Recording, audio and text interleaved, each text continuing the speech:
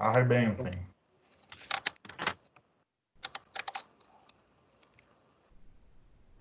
Bem, vamos lá. Eu começo primeiro, né? Eu vou falar sobre síndromes relacionadas ao comportamento alimentar. A primeira coisa, o primeiro tópico aí é basicamente o comportamento alimentar, né? E aí o comportamento alimentar é um fenômeno complexo de grandes importâncias na experiência subjetiva das pessoas e reúne algumas dimensões básicas. E aí nesse negócio, nesse texto, ele cita três dimensões. E a primeira dimensão que ele cita é a fisiológico-nutritiva, que é relacionada a aspectos metabólicos que regulam o mecanismo de fome e saciedade. Aí eu coloquei essa foto aqui, vou tentar dar uma explicada de forma a amenizar, né? Uma explicada bem sucinta, para não alongar muito. Por que sentimos fome e saciedade? A fome começa no estômago, que quando fica vazio, aumenta a produção de um hormônio chamado grelina. Esse hormônio, ele é conhecido como hormônio da fome. É um hormônio que produz células do estômago e do pâncreas, né? E quando dá vazio, ele ativa o hipotálamo lateral, gerando a sensação de fome. Então, basicamente, essa grelina é o hormônio da fome. Quando o estômago está vazio, ele pega e alerta, fala assim, ó, preciso comer, preciso não comer, né? Preciso de nutrientes, preciso de vitamina, então preciso que você ingira alimentos. A grelina, né, no segundo aí, a grelina avisa o hipotálamo de que precisamos comer. E o corpo pede a próxima refeição. O hipotálamo, ele fica localizado mais ou menos na base do cérebro, onde se encontram os centros do sistema nervosos, né, que é os reguladores. Lá tem os reguladores do sono, do apetite, da temperatura corporal, os reguladores do nosso corpo, né?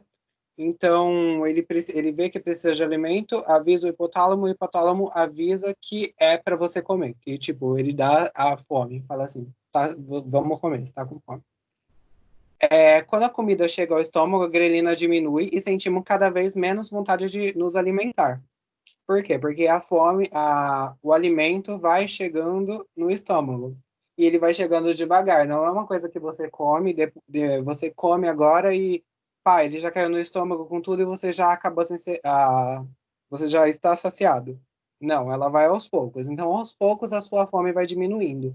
Por isso que falam que você tem que, por exemplo, mastigar bem os alimentos para você comer. Porque você mastigando bem o alimento, você faz um bolo alimentar melhor. Por quê? Porque mistura a saliva com a alimentação, seus dentes quebrando todas as moléculas mais pesadas, né? Para quando chegar no organismo, essas moléculas ser mais fácil de digerir e você demorar um pouquinho mais de tempo para você comer.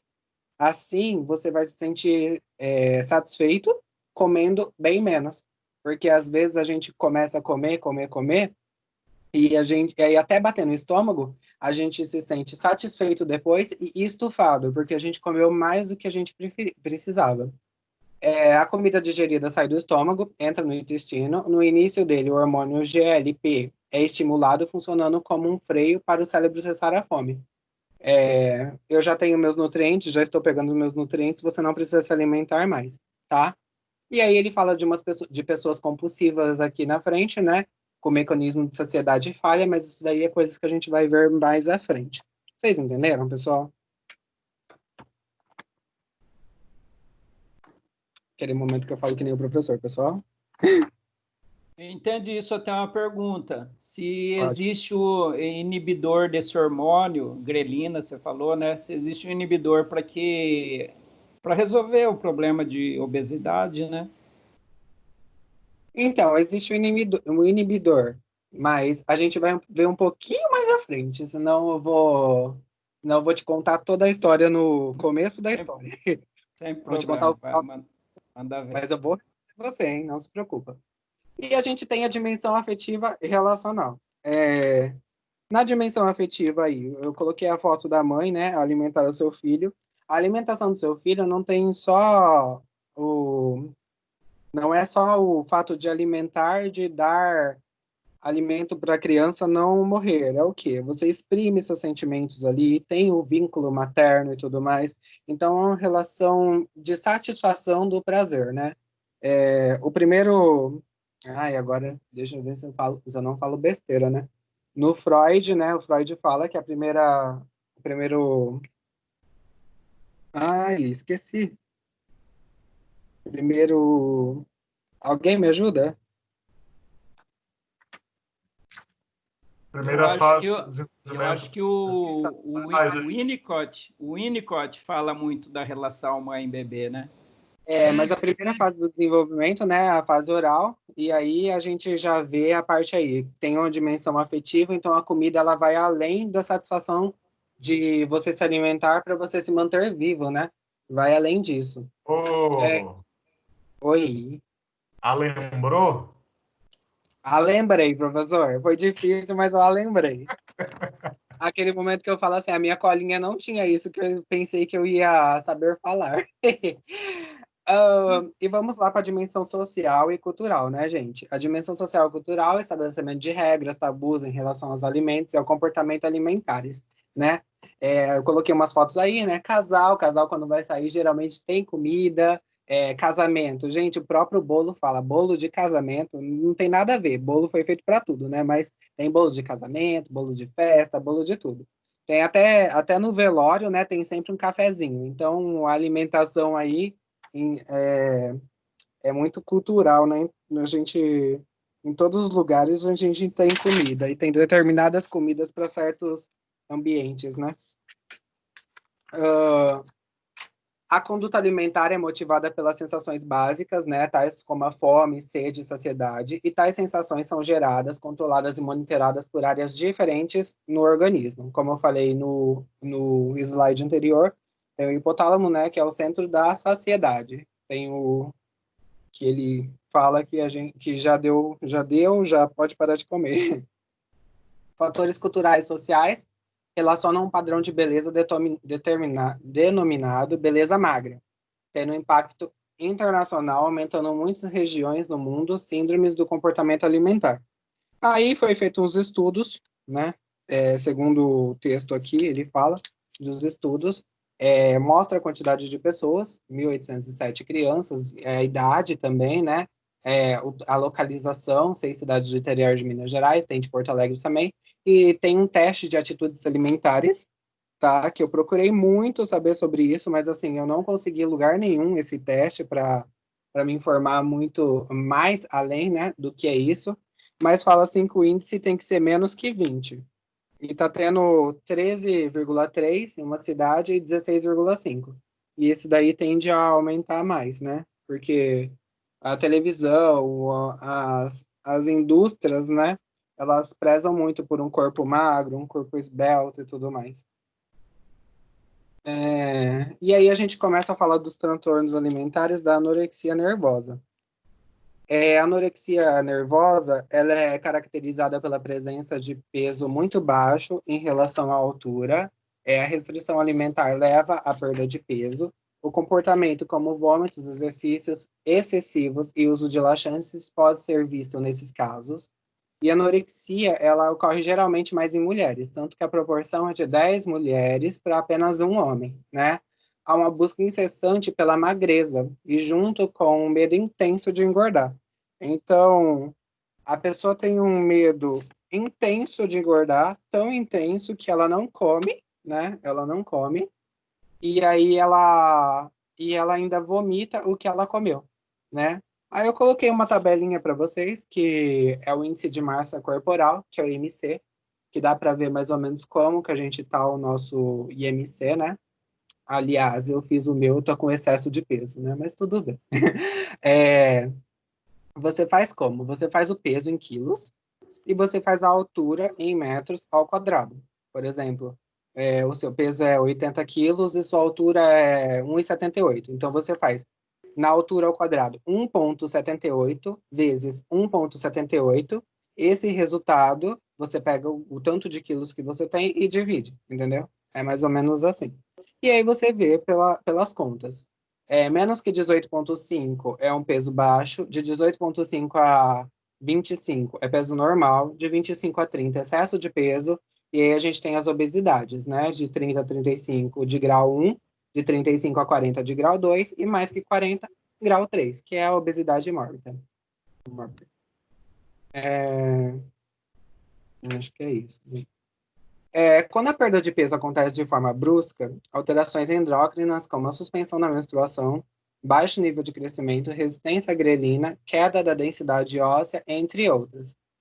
Do ponto de vista psicopatológico, a anorexia nervosa tem como característica distorção da imagem corporal.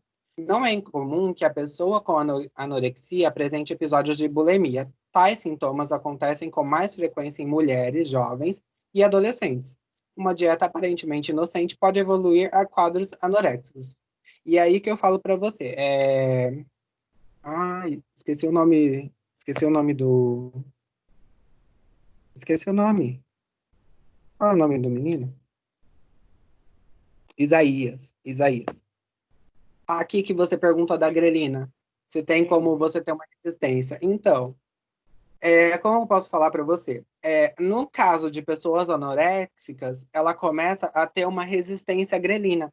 Por quê? Porque a grelina, ela faz você sentir fome, né? Dá a sensação de fome para você comer. E aí, como a pessoa tá anoréxica, ela não quer comer. Ela não quer comer em hipótese nenhuma, porque se ela comer, ela vai engordar. Você entendeu? Então, o que que ela faz? Ela não come. Então, aí você vai educando o seu corpo. A grelina vai vendo assim que, tipo, e se eu agir, ele não vai comer do mesmo jeito. Você entendeu? Então, ela começa a ter, você começa a ter resistência à grelina. Ou seja, você resiste um pouquinho mais à fome. Você entendeu? Então é um inibidor natural, não precisa tomar remédios para inibir a insaciedade. Tem como você, assim, tomar remédios para você inibir. Mas, assim, do modo, assim, por exemplo, é normal, mas não é, você entendeu? Do modo sem tomar medicações e tudo mais, é assim. Você entendeu? Aqueles remédios para engordar, por exemplo, inibe muito. Quer dizer, para emagrecer, inibe muito. Porque você não pode sentir fome, né? Sim, Tá explicado? sim, senhor. Ô, Thiago, Prossiga. você falou Oi. que a anorexia pode estar relacionada com a bulimia, mas você não explicou o que que é a bulimia. Explica para mim, por favor. Professor, eu não vou explicar agora, professor. Eu vou explicar depois. Você também tá querendo ver o fim da história. Então, por que que tem a palavra bulimia aí Como assim? nesse slide? Cadê? Onde que tá? Endócrina, expressão baixa, É de um ponto de incomum. vista. Comum que a anorexia apresente episódios de bulimia. É, não é incomum que que a pessoa com anorexia apresente episódios de bulimia.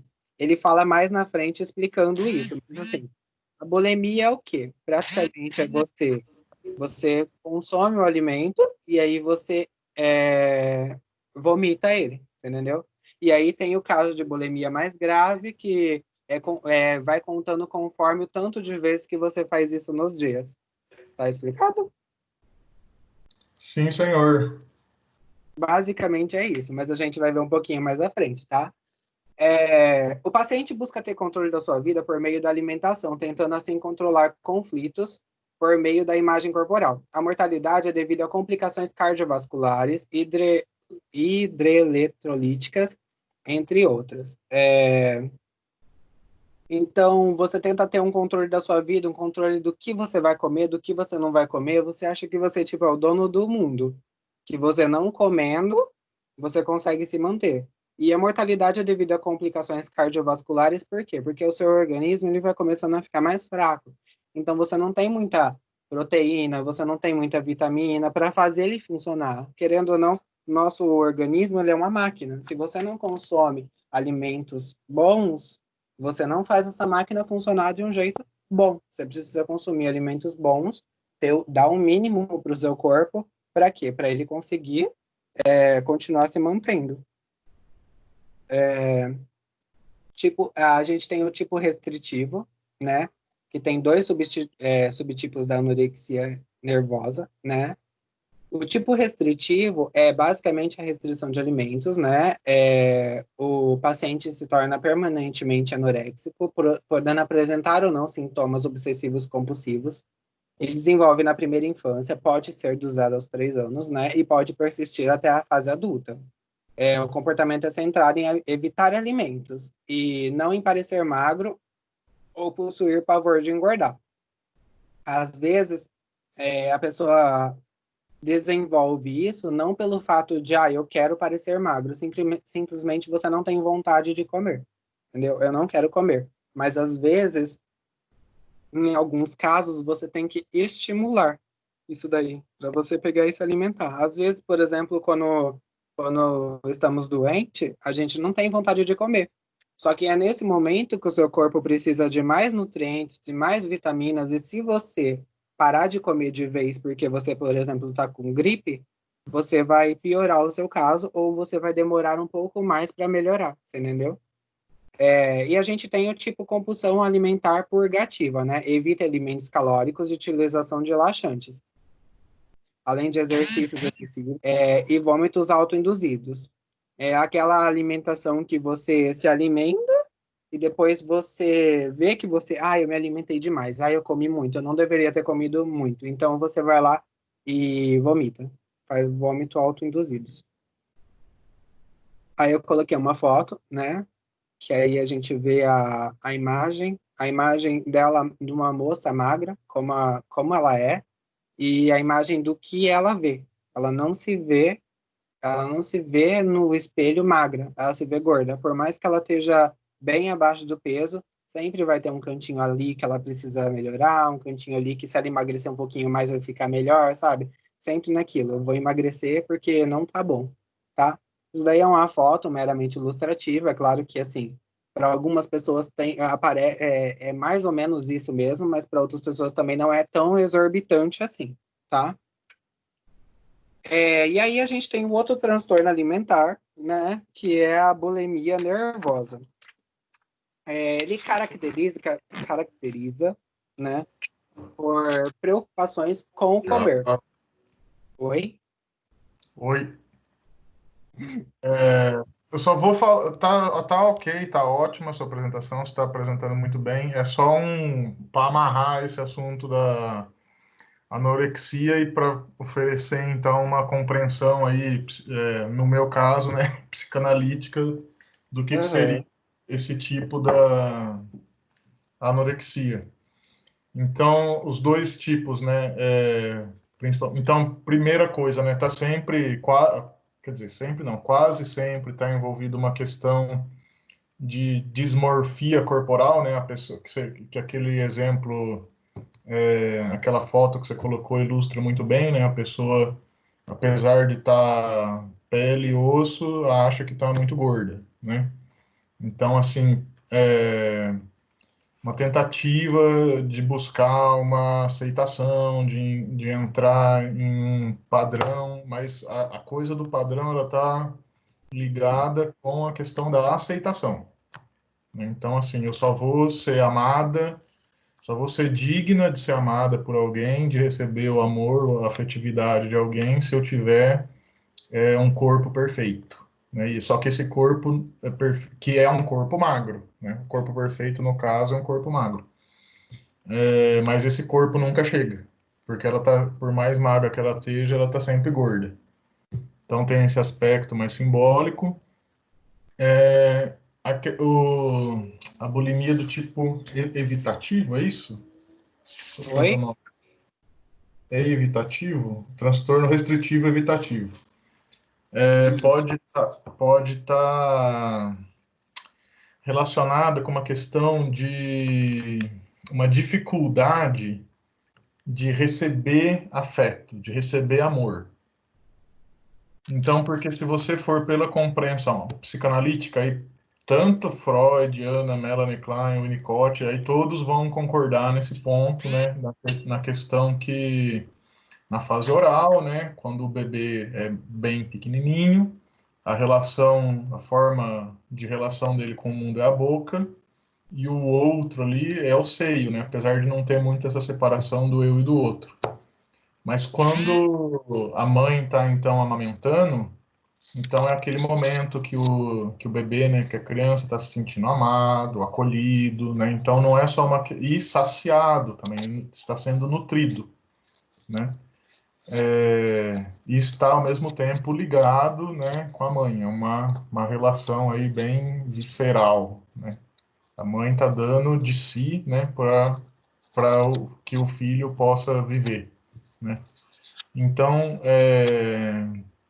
esse momento da amamentação ele é muito importante, não tem todas as questões médicas, né, envolvidas, nutricionais e tal. Quando a mãe, quando o bebê fica doente, a mãe, o leite, né, o corpo da mãe produz anticorpo que sai no leite para ajudar o bebê a se recuperar, né? Enfim, tem todas essas questões.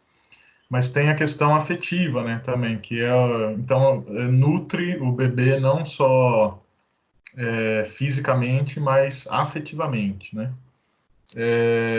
Então, essa recusa em comer pode estar relacionada com uma recusa, com uma dificuldade de receber o afeto do outro, né? Porque primariamente o alimento está ligado com afeto.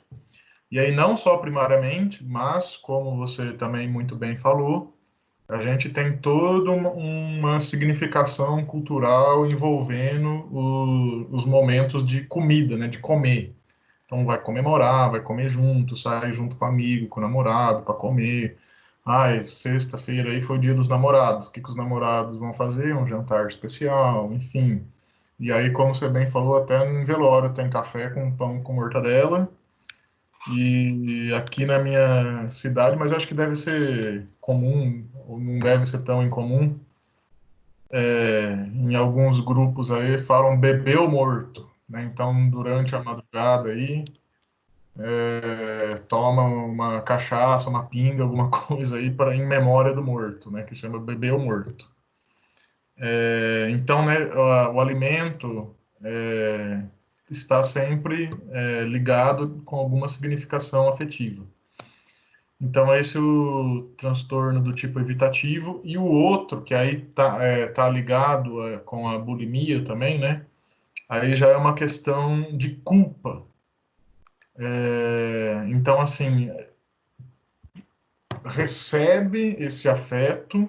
Isso tá bem ligado com a questão da ambivalência. Quem gosta de psicanálise, for lá ver a Melanie Klein, ela fala bastante desses sentimentos aí que estão presentes na anorexia, na bulimia, os transtornos alimentares, né, de modo geral, porque está ligado com a boca, né, fase oral.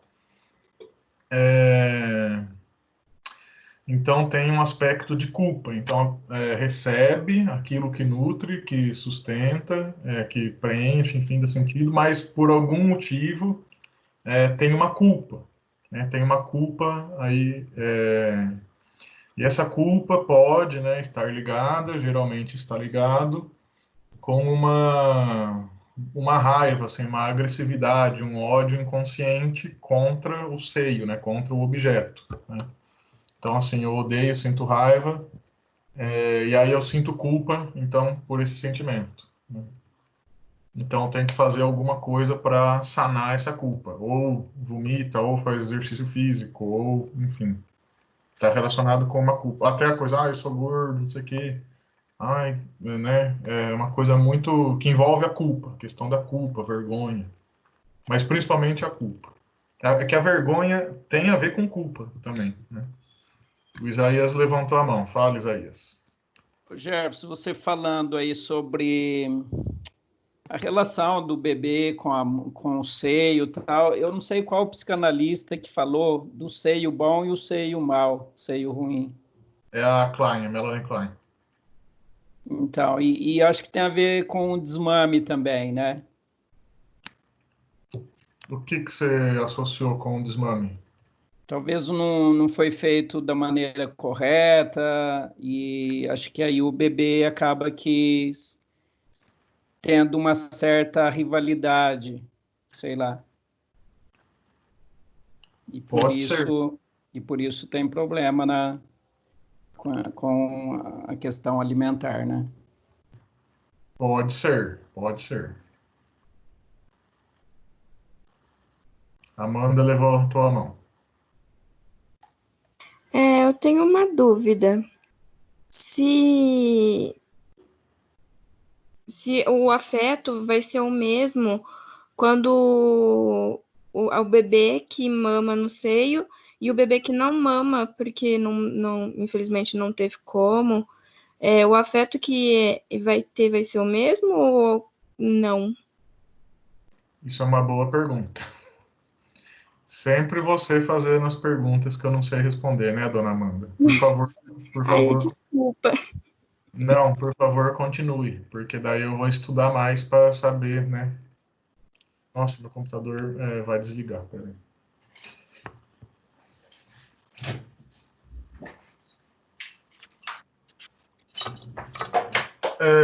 Então, se a gente for bem radical aí, seguindo a teoria, né? Por ser um momento muito primitivo, muito primário, o ideal seria a amamentação no seio, né? Mas por N motivos, pode acontecer dessa amamentação não acontecer.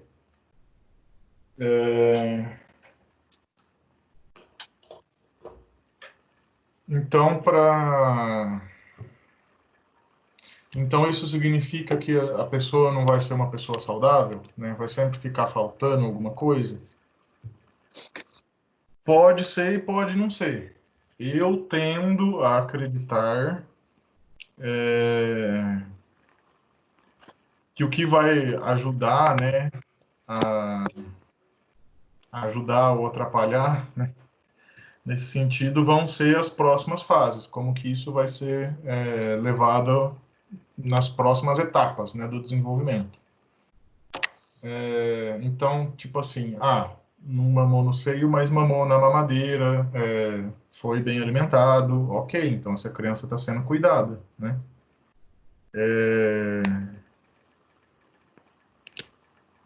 E, enfim, depois, no seguir do desenvolvimento, ela foi cuidada, então, ok, então é uma criança que recebeu, uma pessoa que na formação aí do psiquismo dela, ela recebeu um amparo, recebeu um cuidado, então não vai ter, por conta disso, né, alguma questão muito grave aí de um vazio, de uma falta, de uma culpa, enfim. É porque isso está tudo ligado lá na fase oral, mas os pais, geralmente, né, via de regra, os cuidadores que cuidam do bebê vão cuidar dessa criança pro resto da vida, né? Enquanto ela for criança, pode acontecer de mudar os cuidadores, enfim. Mas via de regra, os pais, o pai ou a mãe, pelo menos, vão cuidar dessa criança o tempo que for necessário. E são os mesmos pais, né? Então, assim, aquela atitude que teve... Então, por exemplo, faz de conta que a mãe tem uma atitude de negligência. Não cuida muito, não liga muito, deixa lá, ai, que saco. Então, assim, isso vai acontecer na fase oral, na fase anal, na fase fálica, na latência até, né? Então, assim, essa mãe vai ter esse padrão, né? Sempre. Não vai ser só na fase oral, né? Agora, se por algum motivo a criança não pode mamar, sei lá, tem intolerância à lactose, sei lá, nem sei. Essas coisas médicas assim, eu não sei muito. Mas, sei lá, por N motivo a criança não pode mamar, não pode mamar. E aí tem que se dar papinha, tem não sei o quê, mas a mãe tá ali presente, tá cuidando, tá preocupada com a saúde do filho, não sei o quê, vai estar... E espera-se, né, que esteja durante todo o ciclo vital, né? Pelo menos enquanto a criança é criança, é pequena, né? Então isso vai favorecer um melhor desenvolvimento. Se for uma mãe muito invasiva, né, super protetora, então o bebezinho fez, nhé, ela já vem com o peitão lá, tchai, mama, mama, mama. O bebezinho fez, ela vai lá, mama, mama, mama, ai, não sei o que, ai, será que é fome? Ai, não sei o que, embrulha um monte de pano, porque, ai, nossa, não pode passar frio, ai, não sei o que, fecha a janela, ai, não pode ir na rua porque não sei o que. Então, assim, essa mãe que é super protetora e invasiva, ela vai ser super protetora e invasiva na fase oral, na fase anal, na fase fálica. Entende o que eu estou querendo dizer, Amanda? Sim, entendi. Então, assim, faz muito sentido a sua pergunta, não sei responder ela, mas pensando aqui com o que eu tenho de material para pensar, então a resposta é sempre a mesma, né? Na psicologia, tudo depende, né? E vai depender muito, né? Não é só do mamar, é um conjunto de coisas que envolve, né? Sim, Ok, obrigada. e eu que agradeço. Manda ver, senhor Thiago. Ó, só tocando um pouquinho nesse assunto, eu acho assim, por exemplo, que a mãe não amamenta porque o leite dela não consegue suprir as vitaminas para a criança. É o fato dela estar amamentando com uma mamadeira, uma chuquinha que seja, vai ter para a criança aquele carinho todo, sabe? Não vai ter o do peito da mãe, mas vai ter aquele carinho dela estar lá com ele, dela estar lá amamentando ele e tudo mais.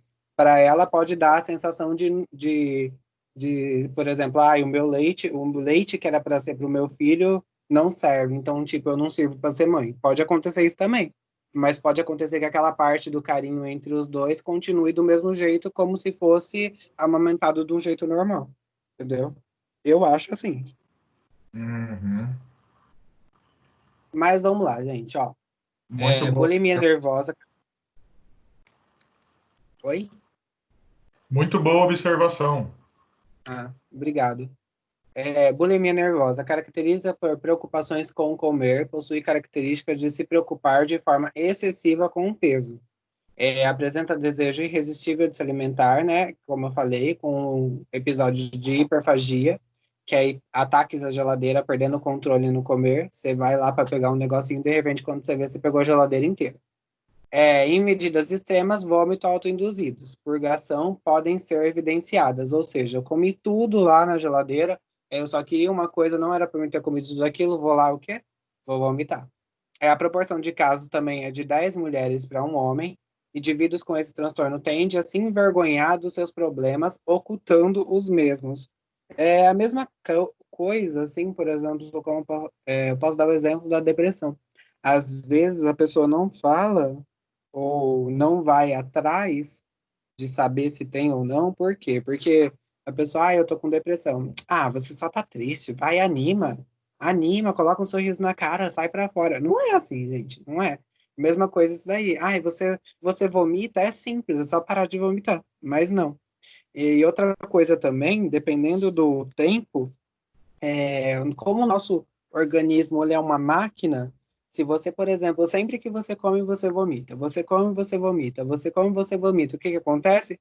O seu corpo, ele começa a entender que o que você está comendo é só para você comer, mas você tem que jogar ele fora. Então, às vezes, você nem vai querer vomitar e você vai vomitar, porque o seu corpo já não vai mais aceitar. Mas isso é em casos extremos, de você continuar vomitando sempre. E aí a bulimia nervosa ela possui 4 níveis de gravidades, né, indicadas no DSM-5, que é a leve, e aí é a medida do tanto de episódios de bulimia que teve por semana. Média de 1 a 3 episódios de bulimia e comportamentos inapropriados por semana, moderado de 4 a 7, grave de 8 a 13, e extrema mais de 14 episódios semanais, tá? Deixa eu ver se tem mais alguma coisa para falar. E lembrando assim que esse ato de você pegar e comer e vomitar, e comer e vomitar, não é sempre, você não afeta só o seu organismo assim, de forma que ele vai aprender a vomitar e você não vai consumir nutrientes.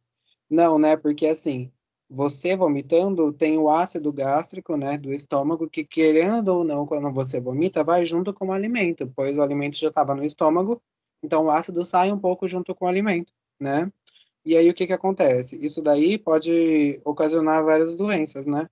E você pode também perder os seus dentes, porque o ácido vai batendo na boca, porque vai sair pela boca, né?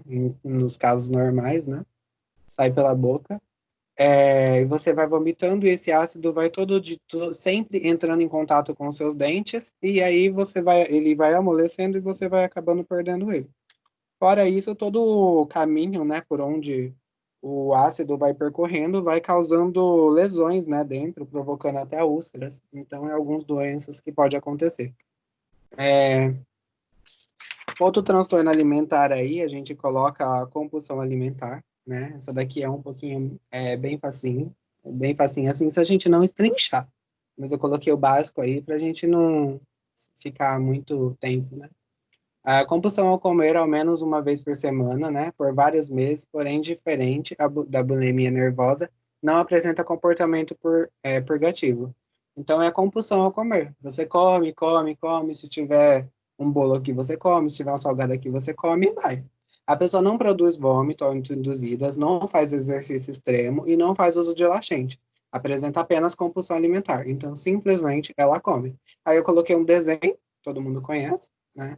Que esse desenho aí, esse personagem ele não pode ver comida, que tudo quanto é comida, ela quer comer, né? Aí tem a parte aqui que fala outros transtornos alimentares, e ele fala desse transtorno pica, né? É caracterizado pela ingestão de substâncias não alimentares, né? Como plástico, giz, reboco, ingredientes crus, né? Com grande quantidade, tipo sal, farinha, sabe? Alimentos que geralmente a gente não come. O nome pica veio dessa ave. Essa ave chama pega rabuda, né? Ou pega rabilonga, e o nome científico em latim dela é pica-pica. Então veio dessa daí, tá? E essa ave, ela é uma ave que come de tudo também, né? Então veio daí o nome, tá? Outro transtorno alimentar aí que eles colocam aí é a ruminação, tá? Nesses dois casos, o texto fala bem pouquinho dele, tá? Mas a ruminação, eu quando estava lendo esse texto aqui, eu lembrei na hora da vaca, que a vaca faz ruminação. Eu não sabia que existia isso no ser humano também, mas existe. É o ato de regurgitar o alimento inserido, podendo o mesmo ser reengolido ou cuspido, assim ejetado para fora da boca. O diagnóstico é feito se o episódio acontecer frequentemente, em geral, várias vezes na semana, durante ao menos um mês. A idade mínima para o diagnóstico do transtorno é de 2 anos, tá? Não é um transtorno assim que a pessoa faz porque quer, tá? Simplesmente a pessoa traz de volta a comida para a boca e aí ela tem a escolha, querendo ou não, né, de ingerir o alimento novamente, engolir ele, né, ou cuspir ele. Mas só o fato de você trazer ele de volta, isso daí já é a ruminação, tá? E aí a gente tem a obesidade também. A obesidade não é classificado como um transtorno do comportamento alimentar, é uma condição que determina por fatores genéticos, desenvolvimento psicológico, familiares e culturais, né? É mais frequente em sociedades industrializadas e urbanas, onde a atividade física não é predominante. O indivíduo possui dificuldade em parar de comer. Pode-se evoluir para a morbidade, assim piorando a qualidade de vida do indivíduo e, devido a vários distúrbios, chegar à morte. É como se fosse, por exemplo, pode ser, né? Pode ser. Quase tudo pode ser. É como se fosse a compulsão alimentar. Você come, come, come, come. E aí, se você, por exemplo, ter fatores genéticos, ou seja, na família, ter alguma coisa no seu gene de engordar, né? Eu conheço várias pessoas que comem, comem, comem e não engorda, e pessoas que comem pouco e esse pouco já engorda, né? Então, vai de genética, vai de familiares, da cultura, um lugar que todo mundo come coisas gordurosas ou bastante carboidrato, coisas que engordam, então automaticamente você vai engordar também. Isso daí pode afetar a sua célula, pode afetar o gene, né? E assim desencadear uma obesidade, no caso, obesidade ou obesidade mórbida. E aí E aí essa parte ele fala assim no texto, eu não coloquei para não alongar muito, mas vou dar uma pincelada. Ele fala das coisas que pode acontecer, né? Se você com a morbidade, com a obesidade, né? Que você pode ter a pressão alta, você pode ter problemas ortopédicos, dermatológicos, ou seja, por exemplo, você anda, conforme você vai ganhando peso, para suas pernas fica mais difícil de você pegar e ficar sustentando aquele corpo. Então, as varizes podem ir aparecendo. No caso, você pode ter um infarto, porque é um entupimento de veias, suas veias começam a ficar um pouco mais finas, a gordura começa a se alocar nas suas veias e afinar ela. Então pode acontecer bastante problemas aí. A mortalidade geralmente acontece por distúrbios cardiovasculares, respiratórios, né? E aumenta o risco de você ter câncer e piora a sua qualidade de vida, né? Querendo ou não, porque é mais difícil, né? Locomoção, é mais difícil de uma pessoa morta querer sair, né? Geralmente essas pessoas elas começam a se trancar, sentindo vergonha do próprio corpo e tudo mais, ou às vezes, dependendo do grau, já nem consegue mais se movimentar. Então, chegando nessa fase já é um pouquinho mais complicado, né? E essa daí a primeira parte que a gente começou fazendo. Agora a gente vai falar um pouquinho dos transtornos devido relacionados a substâncias e comportamentos aditivos. Oi, Oi? oi, tudo bom? Oi, eu tô Po- bem, e você? Posso? Tudo bem também. Ah, que Posso bom. fazer só um comentáriozinho dessa segunda parte? Claro que você pode, professor. Muito obrigado, querido aluno. De nada, querido. Então, assim, a primeira parte tem uma dificuldade, né? Então, a questão da anorexia, bulimia, uma dificuldade, uma culpa, com a questão afetiva, né? A dificuldade de receber, de aceitar esse amor, esse afeto. E aí a compulsão alimentar, a obesidade, esse comer coisas estranhas, aí o pica, né? Nome engraçado, né? Do transtorno. Estão relacionados com a questão da saciedade, né? Então a pessoa está sempre insatisfeita, nunca se satisfaz, precisa sempre mais, sempre mais, sempre mais e não encontra essa saciedade que as outras pessoas encontram em porções de alimento menores ou de alimentos menos gordurosos, enfim. Então é isso. Vocês devem conhecer a banda Rolling Stones, né? O símbolo deles é uma bocona aberta, né, com uma língua de fora, né? Acho que vocês já devem ter visto. E uma das músicas dele mais conhecidas é justamente aquela I Can Get No Satisfaction. Então, assim, eu não consigo ter satisfação. Eu quero sempre mais, sempre mais, sempre mais, sempre mais e nunca me satisfaço. Então, isso tem a ver com essa segunda parte, né? De comer demais, né? Então, tem o comer de menos, ou não comer, e o comer, ou comer e ficar culpado, com vergonha. E a segunda parte, que é o comer demais, né? Não consegue se satisfazer. Então, falta alguma coisa aí, né? Para essa pessoa que ela vai tentar suprir, né? Ou descontar na comida, na alimentação, mas falta alguma coisa, não se sacia, não se satisfaz. Certo? Só para uma contribuição do aspecto simbólico aí envolvido com esses transtornos. Tudo bem?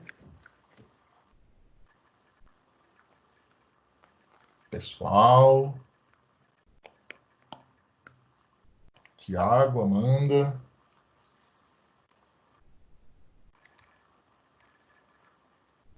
Tudo bem, professor. Tudo bem? Então tá bom, podem continuar. Ai, desculpa, meu áudio estava desligado. Do que eu falei aí da primeira parte, tá tudo certinho? Tá todo mundo. Ninguém tem dúvida nenhuma? Tá tudo bem?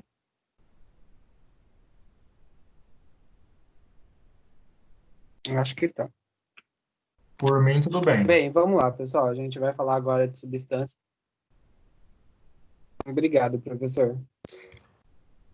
Substâncias que fazem parte desse capítulo, né? Esse capítulo abordou o álcool, a cafeína, o tabaco, o cannabis, né? Que é a maconha. Psicoestimulantes, como a cocaína, alucinógenos, sedativos, entre outros, né? Geralmente são substâncias, né, com ações no cérebro e repercussões no psiquismo comportamental. Produzem, de um modo geral, sensações de prazer ou excitação. O principal neurotransmissor envolvido é a dopamina. No caso, a dopamina, ela atua no sistema nervoso, né? Ela funciona como um mensageiro químico, né? Ela controla um pouco a cognição e ela gera aquela sensação de compensação, de prazer, sabe? Humor, sabe? Então, é aquele negócio que a pessoa bebe, a pessoa fuma, então vai no seu cérebro, atua como uma sensação de recompensa, tipo, eu estou bem agora. Por exemplo, tem pessoas que fumam porque está muito estressado, e quando fumam, atua de forma, acalma um pouco a pessoa. Então, já tem na hora, sabe? É questão de segundos para você ter essa sensação. Então, por isso que é tão fácil da pessoa ficar adepta e continuar usando. Pessoas com transtornos mentais graves são mais propensas a fazer uso e desenvolver dependência de substâncias. Deixa eu ver se eu tenho alguma coisa aqui, né? Por exemplo, a esquizofrenia, né? São alterações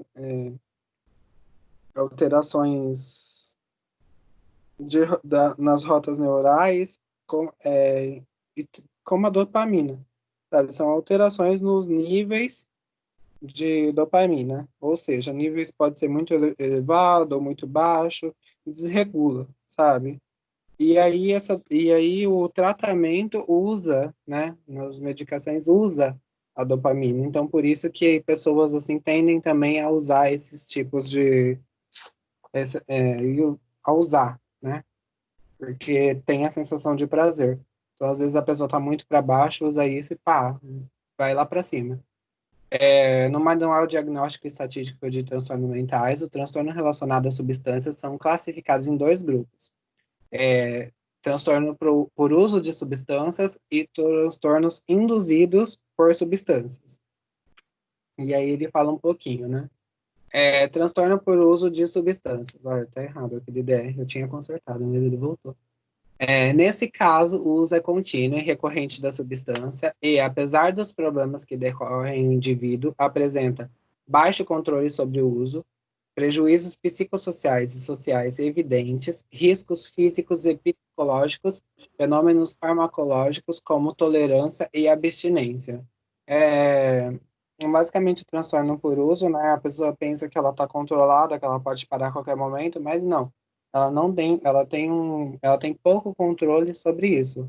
Os prejuízos psicossociais e sociais evidentes no caso, por exemplo, a pessoa bebe, a pessoa muda o comportamento, e isso pode afetar o ambiente à sua volta, pode afetar as pessoas, e assim ele pode começar a perder algumas amizades, algumas pessoas, ou pessoas que ele conversa, parar de conversar com ele, e é nessa parte que entra, assim, que afeta isso, né? Riscos físicos de caso aconteça alguma coisa, né? Por exemplo, uma overdose, é um risco que, querendo ou não, foi da substância, mas, assim, causou um problema no seu corpo, né? Fenômenos farmacológicos, tolerância e abstinência. Transtorno induzidos por substância, categoria em que estão a intoxicação e a síndrome da abstinência. São devidos efeitos fisiológicos da substância no cérebro. Trata-se de quadros geralmente reversíveis que duram em média horas ou dias, podendo não ultrapassar, de um modo geral, um mês sem o uso da substância. Ou seja, se você parar de usar a substância, é o transtorno pelo uso da substância. Coisas que, se você parar de usar a substância em dias ou horas, pode melhorar, né? Não passa de um mês para ter essa melhora, só que você tem que deixar de usar a substância, né? Dois parâmetros utilizados pela diferenciação entre casos graves induzidos por substâncias e episódios independentes do efeito delas. Nos quadros induzidos por substância, os sintomas têm regressão ou se cessam no máximo 30 dias, como a gente viu, né? No máximo um mês. Os quadros induzidos dependem diretamente da ação da substância no cérebro do paciente. Ou seja, se você não ingere, não tem aquela ação. Nos quadros independentes, é comum que o episódio já tenha surgido uma outra vez na vida, independentemente do uso da substância. Aí eu coloquei essa parte embaixo da diferença, que o induzido, a base do transtorno, é relacionado à substância, e o desencadeado, o transtorno básico fundamental, é a esquizofrenia ou a mania. Por exemplo, uma doença desencadeia, e aí você utilizando essas substâncias, tende a piorar. O induzido não, você utiliza a substância, você não tinha os sintomas nenhum, e utilizando a substância, os sintomas passam a acontecer. Aí ele fala do álcool também, né? Que a dependência... Tiago, deu uma sintetizada, uma concluída aí no que você falou até agora, a questão dos transtornos induzidos e os transtornos por uso. Os transtornos induzidos e por uso? Dá um panorama geral do que você falou agora, assim. Tá. Aqui ele fala mais os transtornos por uso da substância. Tipo, o que acontece quando você... O que pode acontecer com o uso da substância. Aí ele fala do baixo controle, que você não pode ter o controle pelo uso, né? E ele fala que pode acontecer de você perder pessoas que você gosta devido ao uso da substância. Porque muda o seu comportamento, né?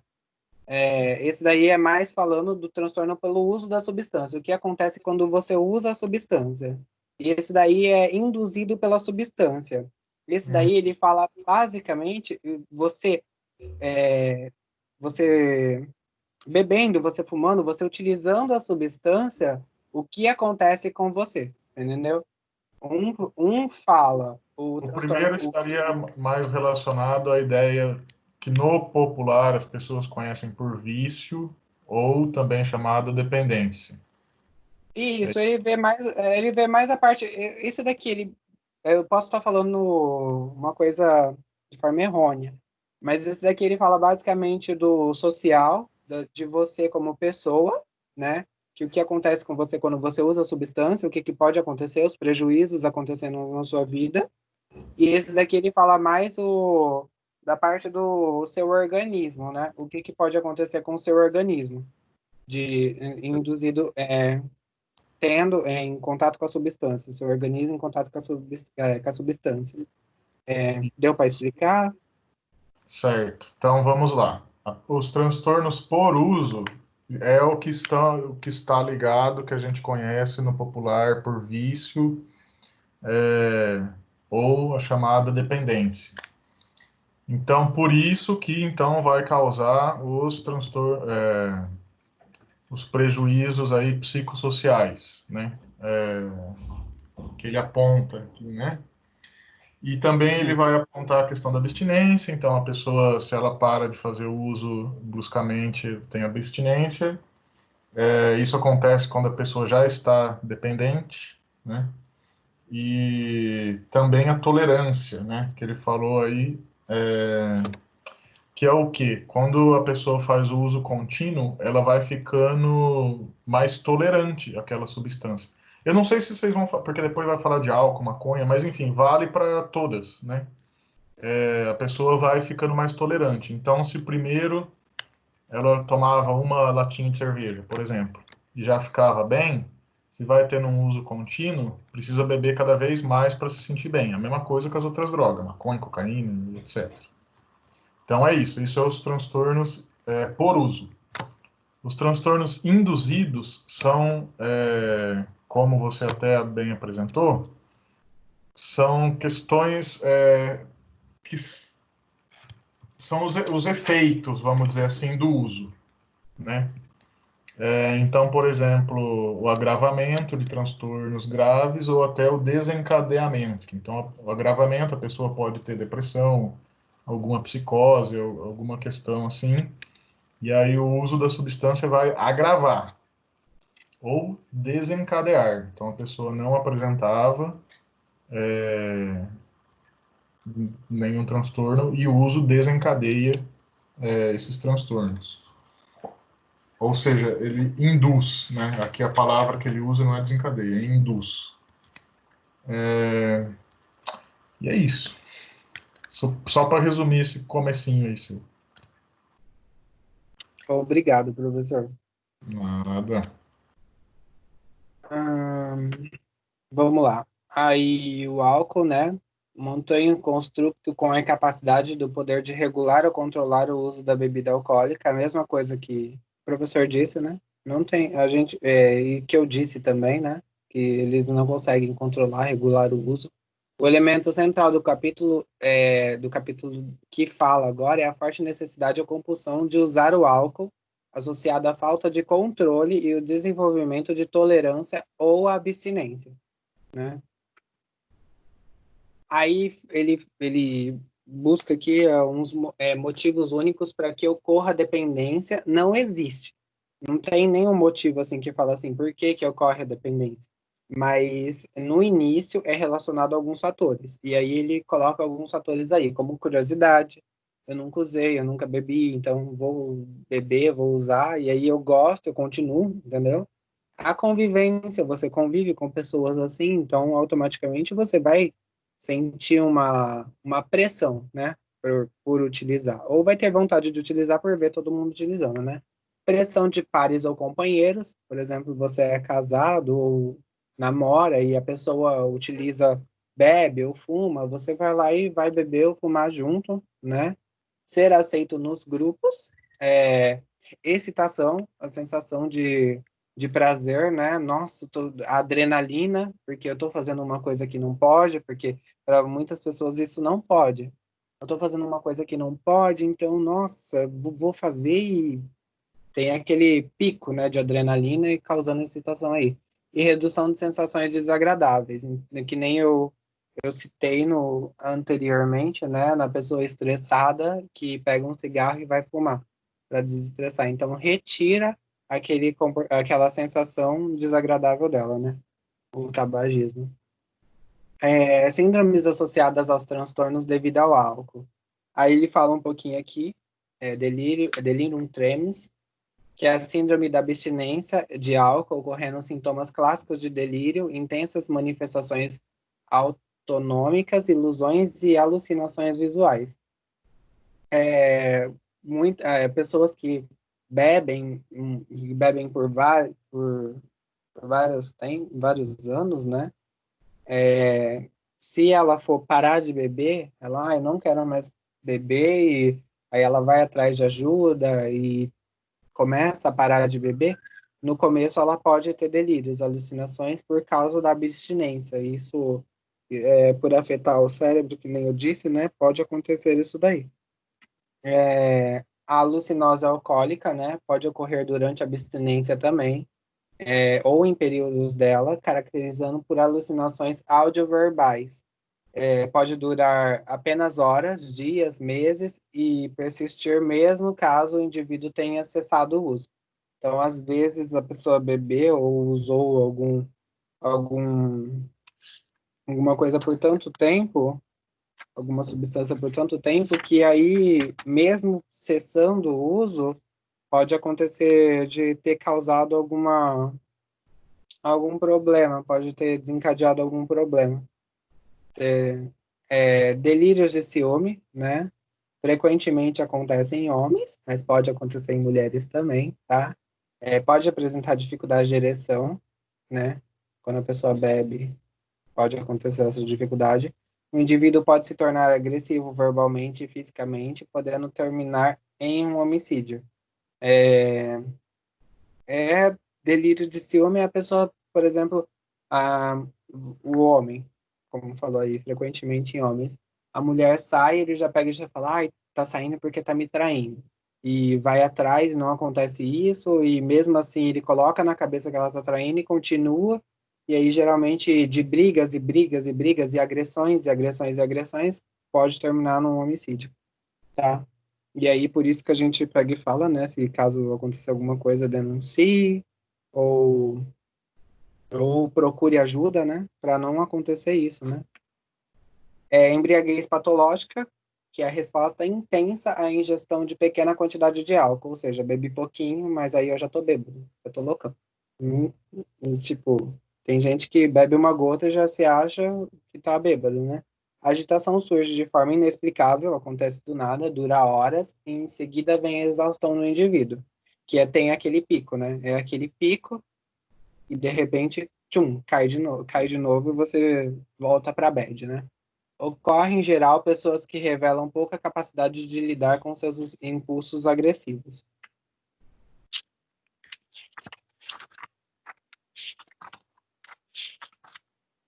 E aí eu vou passar a palavra agora para Amanda, né? Amanda continua daí, beleza? Bom, então é eu agora. Eu vou falar sobre a maconha, ou cannabis, que é o nome. E aí você pode passar, Thiago.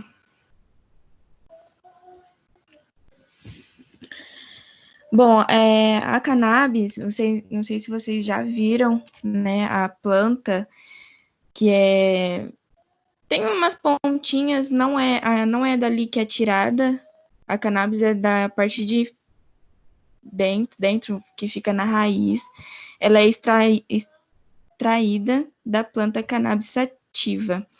É geralmente fumada, seu uso pode trazer alguns efeitos.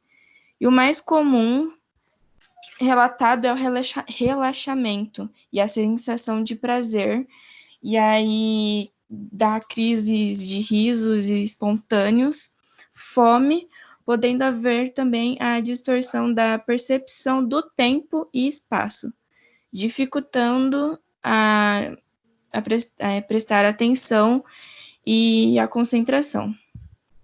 E os seus primeiros usos, alguns usuários podem obter ansiedade, crise de pânico, taquicardia, pensamentos confusos, entre outros.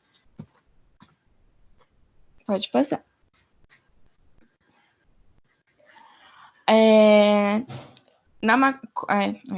A maconha no Brasil, de acordo com a segunda LENAD, que é o Levantamento Nacional de Álcool e Drogas, pessoas que já experimentaram a maconha na vida foi de 7%, ou seja, estima-se que 8 milhões de pessoas e o total que são dependentes da substância é de 1,3 milhões de pessoas, fazendo assim que a droga seja a droga ilícita mais usada no Brasil. E aí o Delgado Rondo vai dizer que o maior índice de consumo vai estar associado a desempregados, a moradores de ruas, nas regiões sul e sudeste, e ser do sexo masculino. A maconha é a droga ilícita mais usada no mundo, não só no Brasil. Onde ela é proibida, né? Considerada ilícita. Tem uma tendência nos últimos 5, 10 anos a ser liberada e regularizada em muitos países, inclusive aqui na América Latina. O Uruguai, né, já avançou no sentido da liberação. Enfim, cada país está adotando aí uma política, né? No Brasil, o uso recreativo ainda não foi legalizado, mas a gente teve avanços nesse sentido relacionado a poder utilizar e poder plantar, né, a planta a cannabis para pessoas que precisem fazer algum tipo de tratamento. E uma coisa, a parte fumada não é a raiz, é a flor. Ok, desculpa. Tudo bem. Bom, continuando então, a interrupção repentina para quem faz uso da substância frequentemente, pode resultar em síndrome de abstinência da substância, obtendo ansiedade, inquietação, raiva ou agressividade, insônia, a redução do apetite, entre outros. Nos adolescentes, é mais visível e mais frequente essa demonstração. E o início precoce do uso dessa substância, principalmente antes dos 15 anos, e será mais exposto ao desenvolvimento desse transtorno. Porque eu acho que ainda pelo fato de ainda estar se desenvolvendo, né? E aí pode estar mais acessível a isso. Transtornos induzidos pela maconha e consequências do uso. Na fase mais avançada do transtorno por uso da maconha, há consequências psicossocial e funções cognitivas, dificultando a vida escolar, no trabalho e nas relações sociais. Nos cigarros de maconha contém altos níveis de compostos carcinogênicos, se relacionando ao tabaco, como doenças pulmonares e câncer associado a tal uso. As pesquisas epidemiológicas têm colocado bastante em pauta nas últimas décadas uma associação entre o uso da cannabis na adolescência e o risco de desenvolver transtornos psicóticos, em particular a esquizofrenia. Pode passar. Isso. E aí ele vai colocar agora cocaína, crack, transtornos por uso e transtornos induzidos. Certo. Só sobre a maconha, então, assim, tem muitos entusiastas, né, da maconha, porque falam que ela é uma droga leve, é natural, não sei o quê. Mas, né, há que se tomar um cuidado, porque como qualquer droga... Aliás, não como qualquer droga, né, porque até no começo do livro ele fala que a gente não vai falar de café, de açúcar, que droga que ele falou que não vai falar? Cigarro, né? Cigarro também não trata nesse capítulo,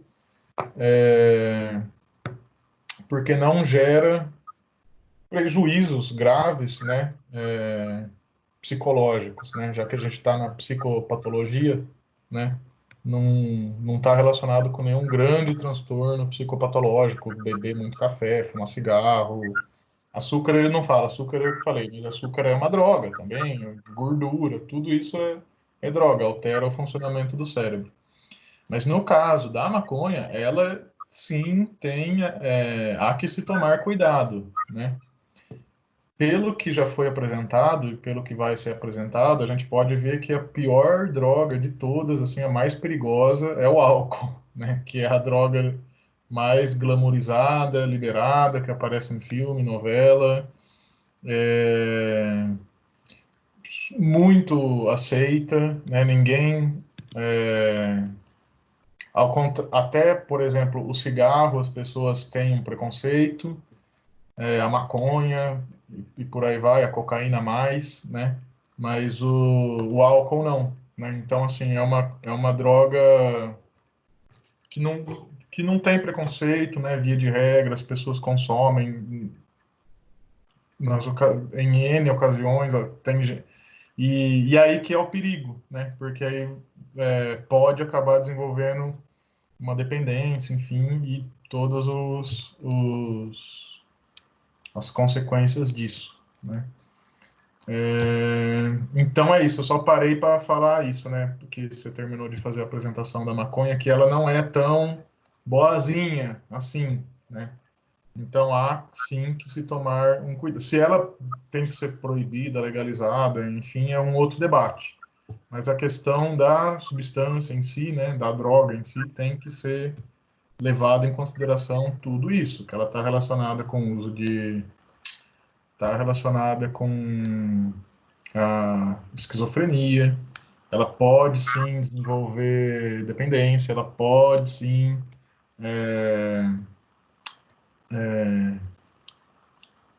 a pessoa que pode sim entrar em crise de abstinência quando abandona o uso, pode desencadear algum transtorno aí depressivo, enfim. Então ela não é tão inocente, tão leve, tão tranquila e de boa, como muitas pessoas entusiastas, né, defensores, acabam colocando.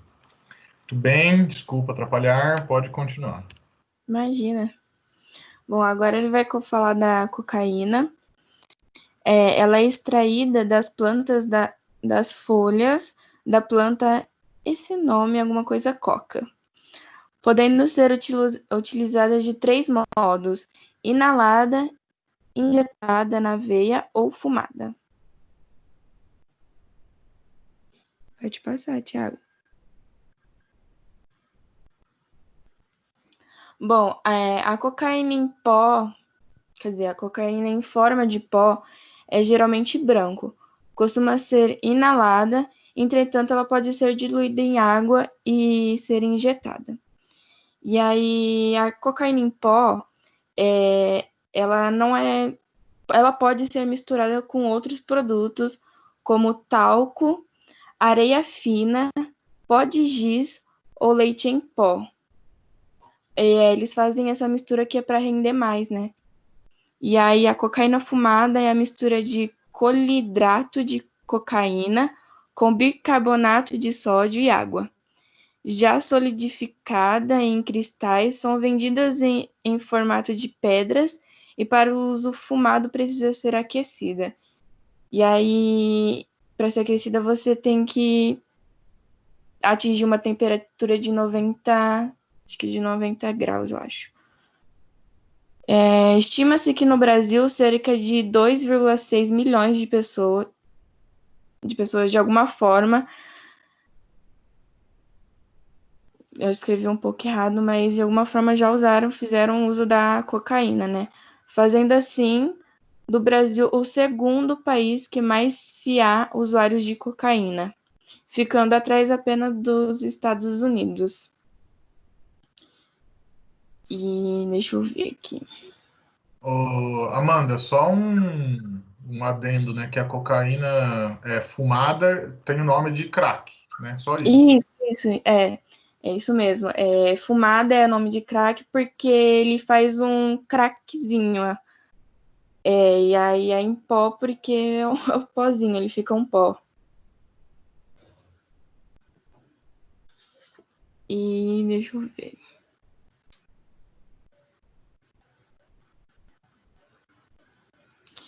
A cocaína pode produzir um transtorno psicótico induzido, que é somaticamente parecido como um surto esquizofrênico ou um episódio de mania psicótica.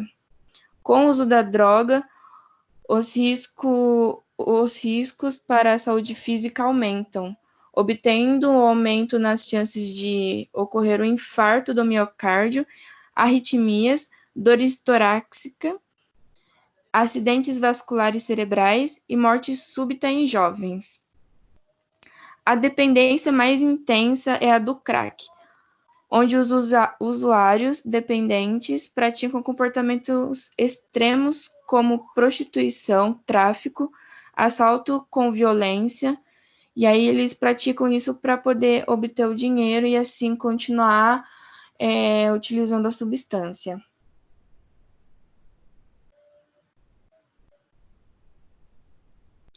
E antes de eu entrar nesse tema, a cocaína, quando ela é aspirada, que é a cocaína pó, ela leva em torno de 1 a 2 minutos para iniciar sua ação no cérebro. E aí ele vai prolongar, a ação dele vai se prolongar durante 30 a 45 minutos.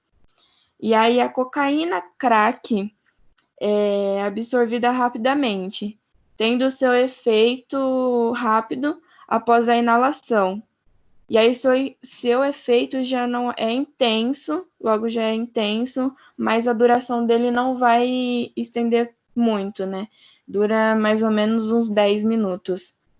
Por isso que as pessoas acabam viciando mais, usando mais o crack, porque é muito mais intenso e a duração é menos.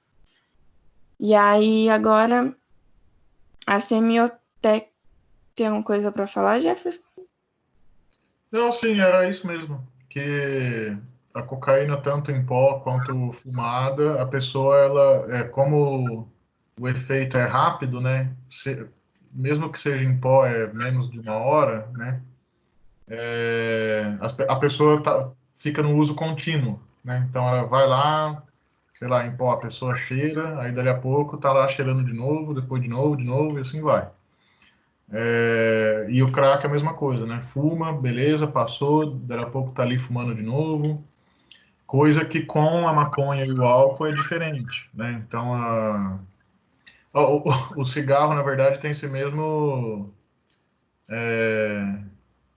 funciona assim também, né? Então, a nicotina age muito rápido e depois passa. E aí, dali a pouco, a pessoa tem vontade de fumar de novo, né? Por isso que tem muitos fumantes que fumam um maço, 2 por dia. Então tem que fazer um uso contínuo. Agora, por exemplo, a maconha e o álcool, por exemplo, o efeito deles duram mais, né? Então a pessoa não necessariamente precisa ingerir grandes doses, assim, né, de uma vez só, fazer um uso contínuo, né? Só para pontuar essas questões, mas tá tudo ok aí, o que você falou. Ok. E os efeitos, né, tanto do cocaína pó ou crack, a sensação de bem-estar, euforia, com mais energia, pensamento acelerado, ele fica mais alerta e autoconfiança eles têm. Bom, e aí, é só para fechar isso daí. E aí, a semiotécnica de avaliação em pessoas com problemas ou transtornos a álcool e outras substâncias.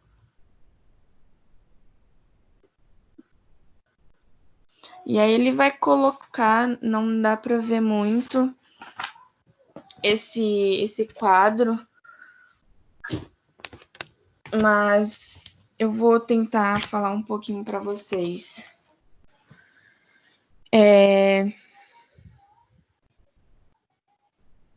Ele vai falar aqui sobre o início da avaliação com o paciente, né? Tem um teste que eles vão chamar de teste de identificação de problemas relacionados ao uso de álcool, que é AUDIT, vai ser chamado, e para avaliação de álcool e outras substâncias é chamado de ASSIST. Se tiver errado, você me corrige, tá, Jefferson? Bom, ele vai primeiro falar sobre como iniciar a avaliação do paciente, o que você precisa perguntar, o que você precisa verificar, como história de tratamento, a queixa principal, a história do problema atual, o tipo de substância que ele está utilizando, a idade, a quantidade e a frequência. E aí, depois ele vai colocar o histórico de saúde física, avaliação psicológica, psicossocial e sociocultural, e o início e desenvolvimento de tratamento, que é verificar a motivação do indivíduo para a mudança, investigar no estabelecimento de vínculo, verificar problemas com intoxicação, e aí pensar em intervenção breve inicial. Se vocês tiverem a oportunidade de estar dando uma olhada, podem olhar que é bem interessante, você tem uma noção mais aí do que pode ser feito. E se alguém no Thiago ou o Jefferson tiver algo a acrescentar, ficarei feliz. Mas se não tiver, tudo bem. Aí você pode passar, Thiago.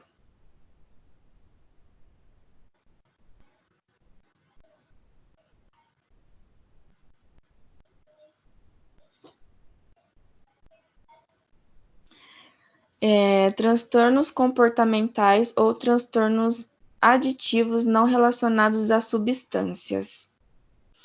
Nas últimas décadas, o conceito de dependência vem se expandindo.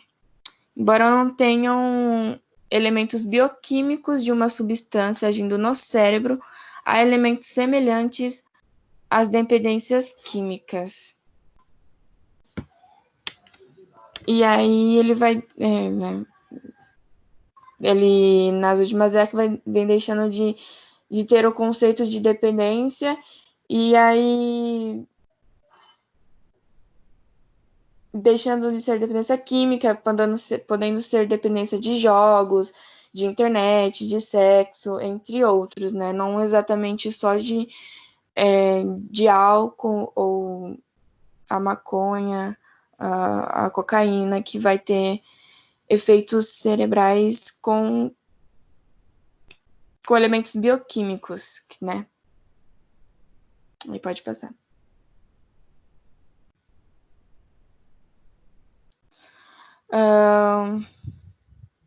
Transtorno do jogo e de apostas e transtornos de dependência da internet.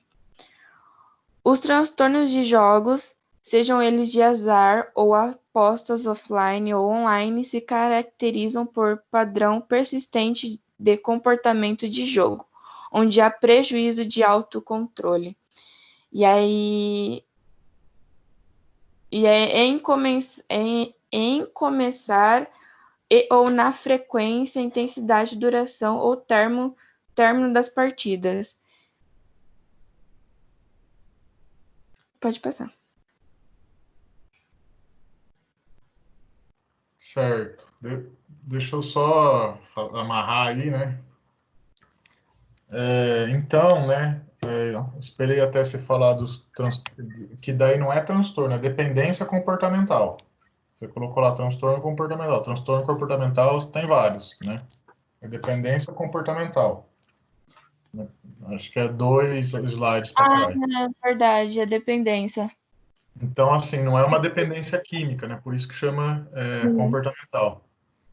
Então, seja a dependência, é que a dependência química ela tem um elemento químico, né? Que o corpo vai sentir falta, então vai pedir mais, né? Vai querer mais.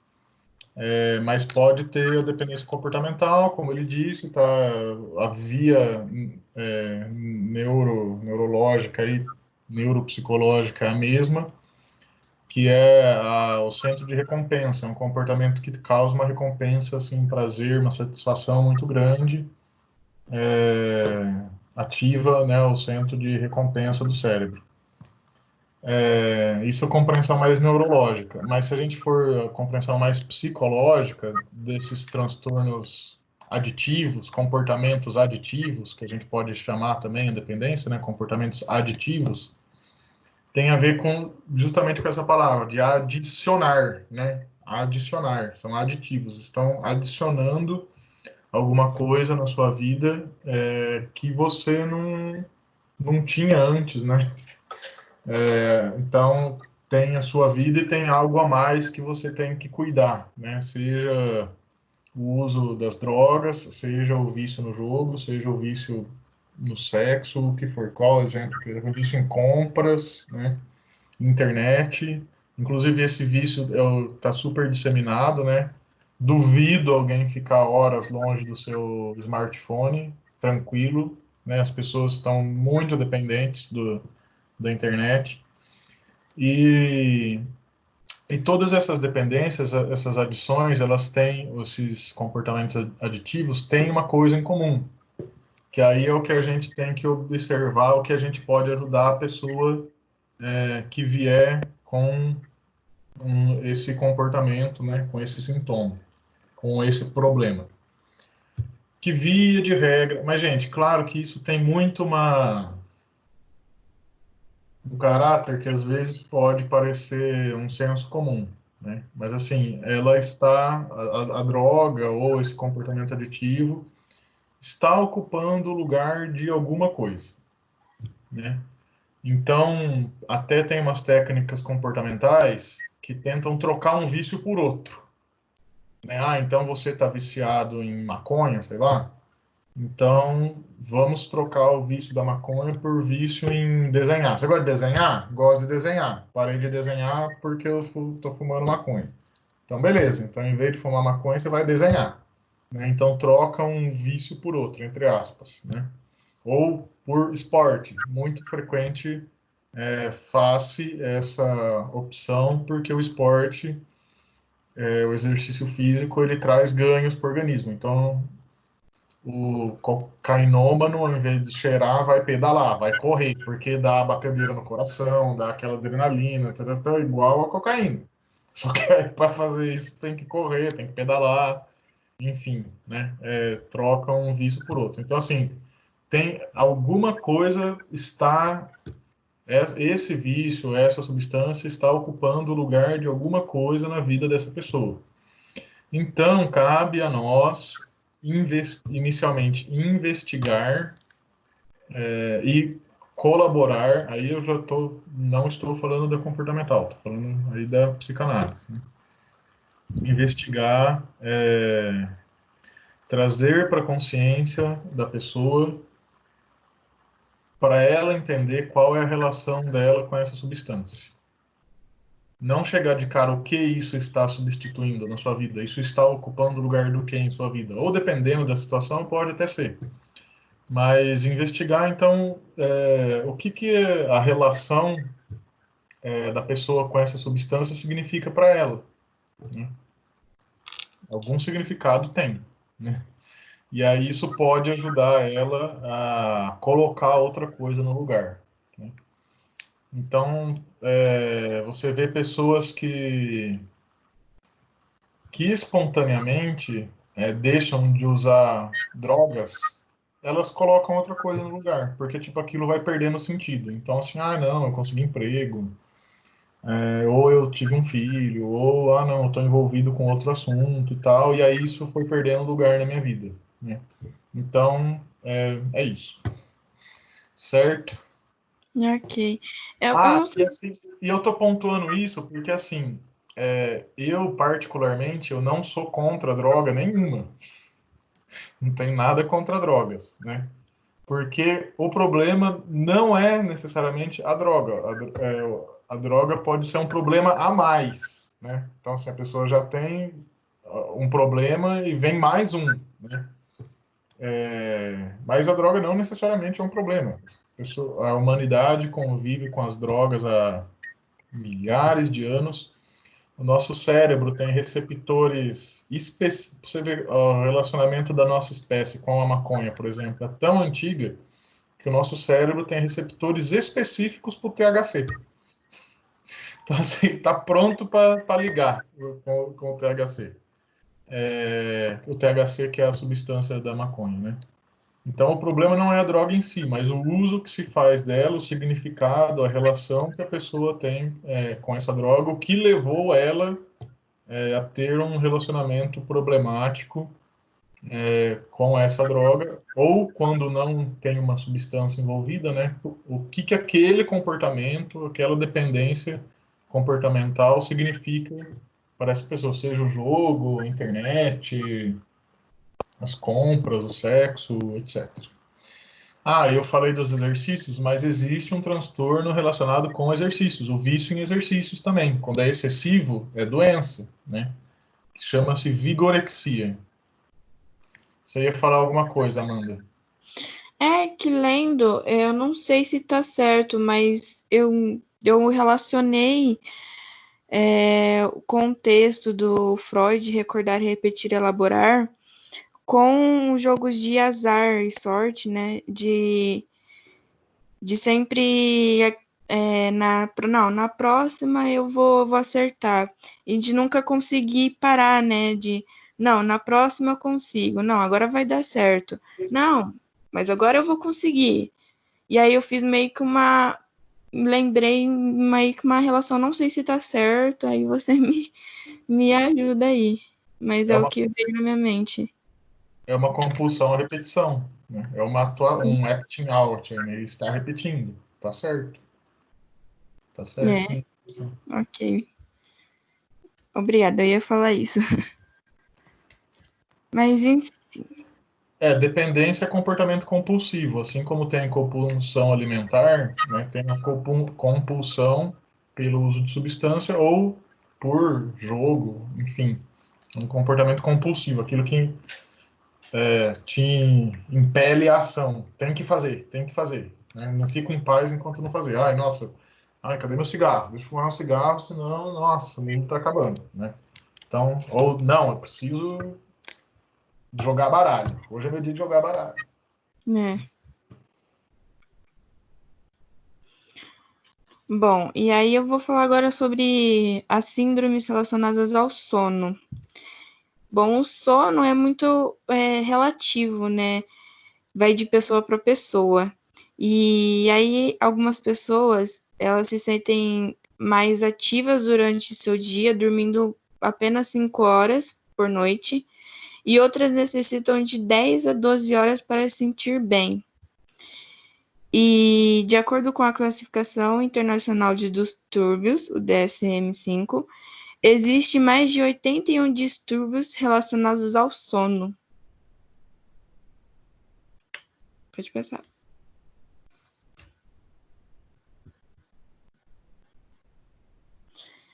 E aí ele colocou os transtornos aqui mais importantes, que é o transtorno de insônia, transtorno de hipersonolência, transtorno do sono relacionados à respiração, que são as apneias do sono, transtorno do sono vigília, do ritmo circadiano, tipo fase do sono atrasado e fase do sono avançado, que aí eu vou explicar mais para frente o que são. Narcolepsia e parassonias, que é sonambulismo, terror noturno e bruxismo. E o diagnóstico desses transtornos do sono é realizado por meio de anamnese detalhada referente aos comportamentos relacionados ao sono. E, se possível, utilizar sempre o laboratório de sono, né? Que é todo equipado para fazer certinho dar esses diagnósticos do que são. Pode passar.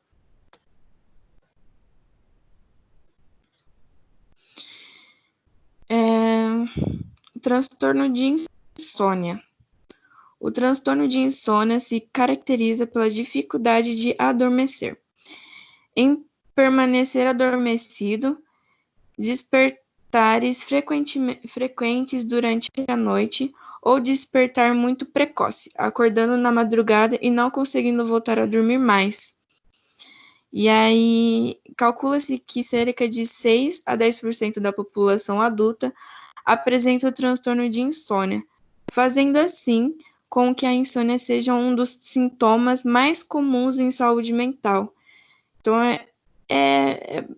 basicamente quase todo mundo tem, né? Ou por estresse, e aí várias outras coisas, ele não consegue dormir muito cedo, tem dificuldade, ou acorda muito cedo e aí não consegue dormir mais. E é bem conhecido.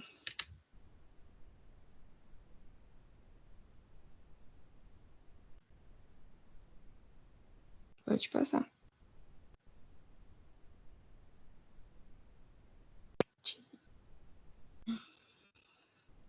Orientações que os profissionais da saúde podem fornecer aos indivíduos que têm insônia ou dificuldade para dormir.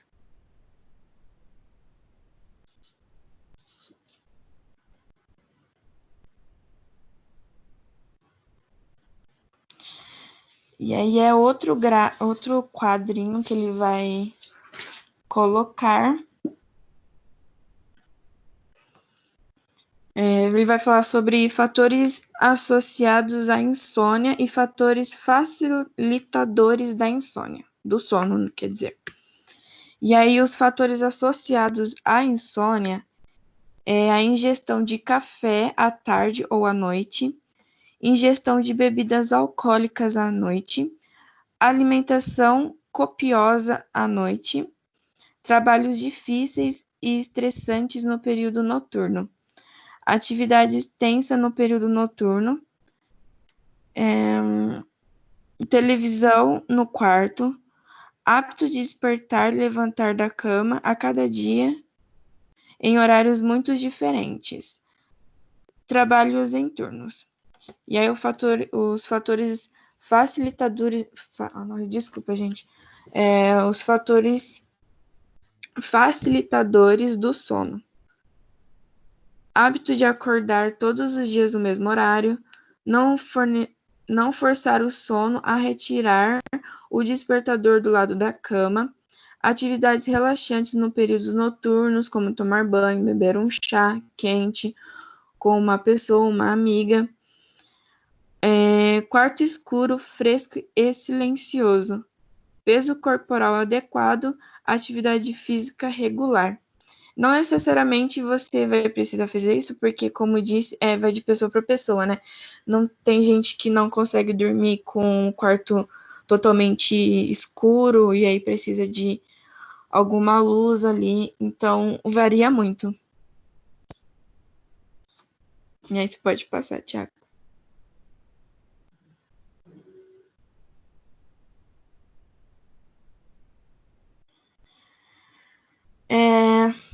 Ele vai falar sobre o transtorno de hipersonolência. Relatos de que, mesmo dormindo 7 horas por dia, ainda sente-se cansado. Pessoas com esse transtorno conseguem dormir rapidamente e tendo uma boa qualidade de sono, mas podem acontecer de terem dificuldades em acordar. E ao despertar de seu sono, o indivíduo pode apresentar lapsos de memória, desorientação de tempo e espaço. Basicamente, ele consegue dormir rápido, mas ele ainda sente sono durante o dia e cansaço.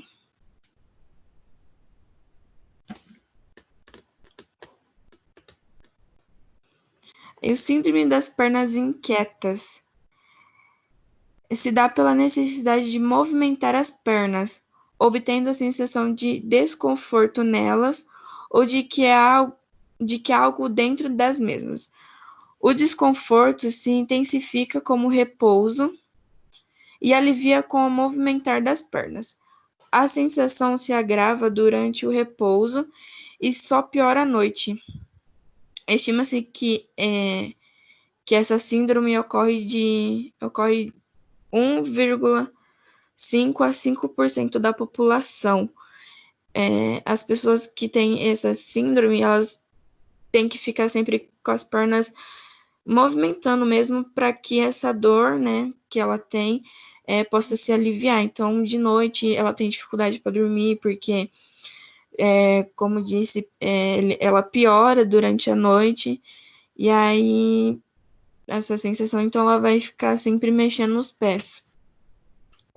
As pernas, quer dizer. E aí ou é difícil, mas pode ocorrer de ir para os braços ou para o corpo.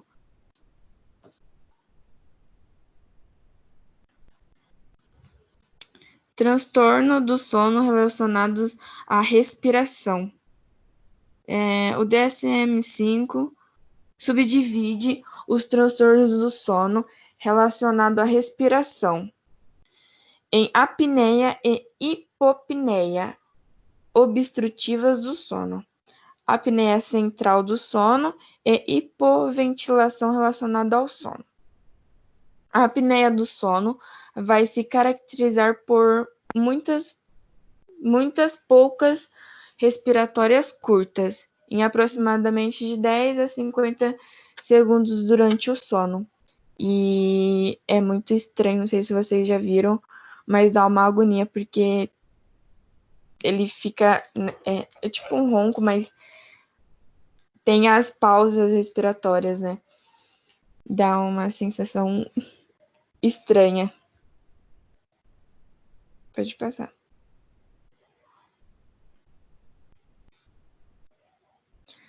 Apneia e hipopneia obstrutivas do sono. Esse distúrbio pode associar-se com o sobrepeso ou obesidade, pescoço curto ou alterações estruturais da cavidade orofaríngea. A apneia obstrutiva frequentemente é acompanhada de sonolência diurna, mais ou menos intensas, e sensações de sono não reparador.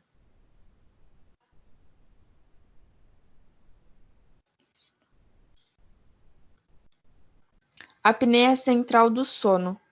Episódios repetidos de apneia e hipopneia enquanto a pessoa dorme, e durante a noite acorda por ter a sensação de sufocamento.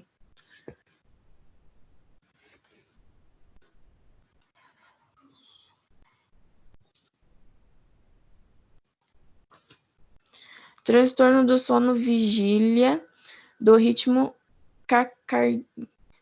circadiano. Alterações no sistema circadiano. Fisiologia do organismo que regula o ritmo do sono. Vigília.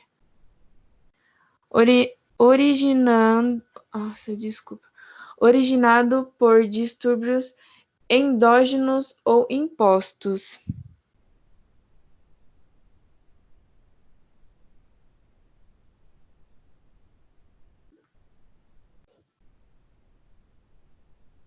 Tipo fase do sono atrasado e tipo sono fase do sono avançado. O sono atrasado ele vai se manifestar através do atraso no horário de sono principal, causando sintomas de sonolência ou insônia.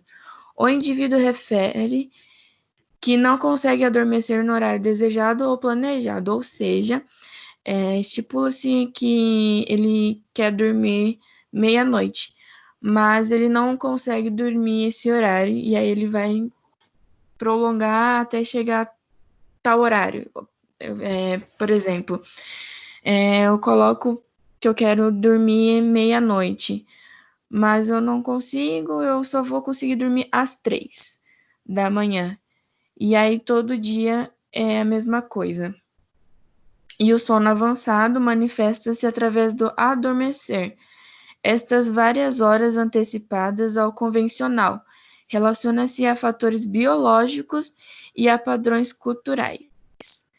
Ou seja, ele vai conseguir dormir bem antes do horário, mas na hora de acordar, ele ainda... como eu posso dizer? Vai ter um pouco de dificuldade, mas na hora de dormir é tranquilo, até bem horas antes do que ele pretendia.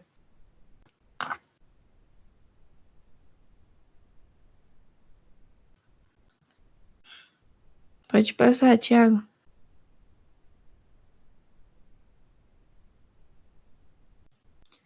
Narcolepsia. Caracteriza-se por períodos recorrentes de necessidade de dormir em um mesmo dia. É relacionado à deficiência da produção da neuropeptídeo hipocretina 1, podendo também ser um mecanismo autoimune que identificou alterações em marcadores genéticos. Bom, foi muito difícil entender essa parte. E aí, com a ajuda de uma amiga que faz enfermagem, ela deu uma explicação que eu espero tentar explicar para vocês. É como se fosse, pode ser de autoimune, né, genético, como se fosse um crachá de identificação do gene. Ele vai ver o gene e vai olhar o crachazinho dele e ver que tem, em vez de estar escrito Amanda, está escrito Manda. E ele vai pensar, opa, tá algo faltando aqui. E aí por isso que eles podem cair nos sonos muito bastante durante o dia, né? E eu não sei se ficou claro, mas se vocês não ficou, eu espero que vocês me falem que eu vou tentar explicar melhor. É que eu tô um pouco nervosa. E aí você pode passar, Thiago. Parassonias. Parassonias são doenças caracterizadas por eventos anormais relacionados ao sono ou com processo de despertar, incluindo sonambulismo, terror noturno, sonilóquio, bruxismo e enurese noturna. E aí Calma aí que eu não terminei de explicar, tá?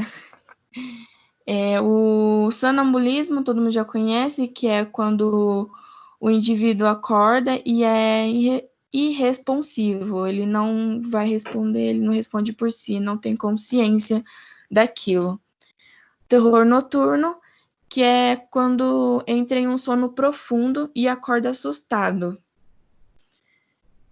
Sonilóquio, é o que fala dormindo.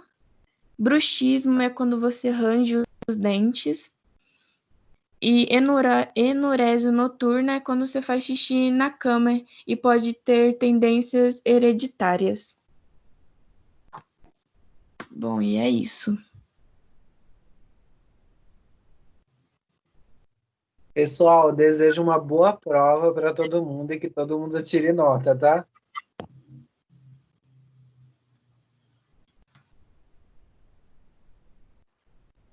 Valeu, Obrigada, Tiagão. Thiago.